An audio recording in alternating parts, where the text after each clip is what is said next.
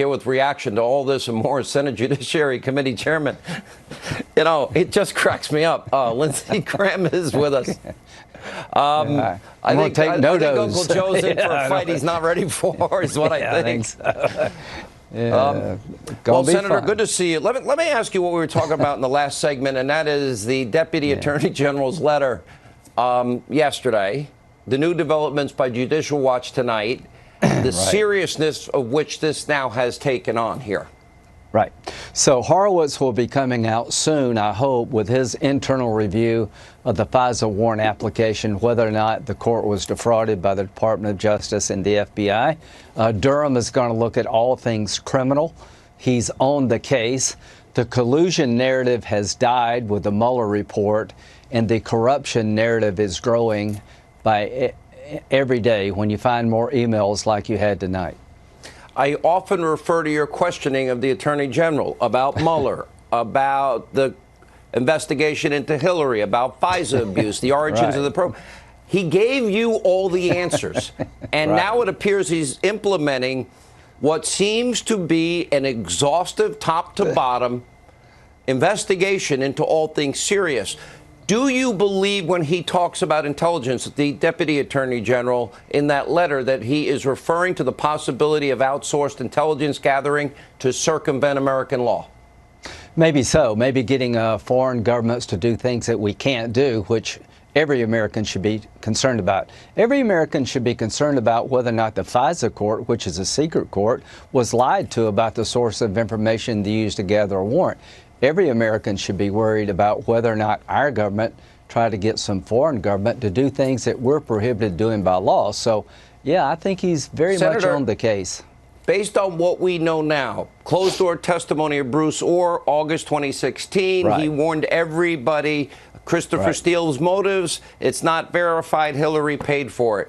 Then the State Department meeting, the one, Kathleen Kavlik, 2 weeks before the first FISA application, staunch warning, don't trust this guy, he has a political agenda. Comey signed the first FISA application. Now, we now know it's an unverifiable document, and not even its own author stands by it. How is that not a premeditated fraud on the FISA court, not just to take away the civil liberties of one Carter Page, but also a backdoor into the Trump campaign transition and even presidency? I can only imagine if the names were changed and this was about Republicans doing what you just described to a Democrat, it'd be front page news all over the world. And the only place you can find it is pretty much on your show and a few other shows. So I don't know how we get around the fact that Comey tells the president in January 2017, here's a dossier, it's salacious, unverified, and that same document was the reason a warrant was issued 4 times, and under oath Comey tells the FISA court it's reliable enough to get a warrant. So I don't know how you square that circle, but that's why we have Horowitz, and that's what my committee will be looking at. Senator, what you say, is there not at this point incontrovertible evidence that it was, if it's unverifiable, and it's the bulk of the dossier, I read this in a Grassley-Graham memo, and it's the bulk of information, that is a premeditated fraud against the court. How is it anything else? Give me any possible theory. All I can tell you for sure is that we know that Steele went to the State Department trying to get the State Department to release the dossier before the election because he wanted Trump to lose, and the State Department told the FBI about this encounter 10 days before they sought a warrant. We know in August, as you said before, Orr tells the FBI and DOJ, you got to watch Steele, he's out to get Trump. I don't know how you explain all this stuff other than it's just a fraud on the court, a political agenda. Senator, what if I did this? What would happen to me? You wouldn't have a show.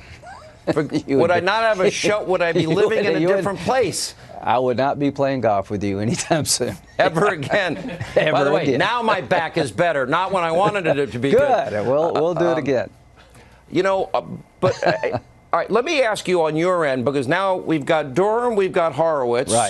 We've got John Huber. We got the Attorney General, Durham, and we also have your committee, which will be leading in all of these investigations, how deep and how far will you go back? Because to me, if we have equal justice and application of our laws, it has to be in the beginning.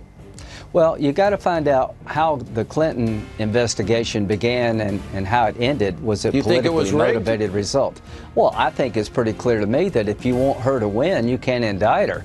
I think the main reason she wasn't charged with a crime is because the people investigating her wanted Trump to lose and her to win. Yeah, that's what I think. 100 million to zero, isn't that true? Yeah, that's a lot.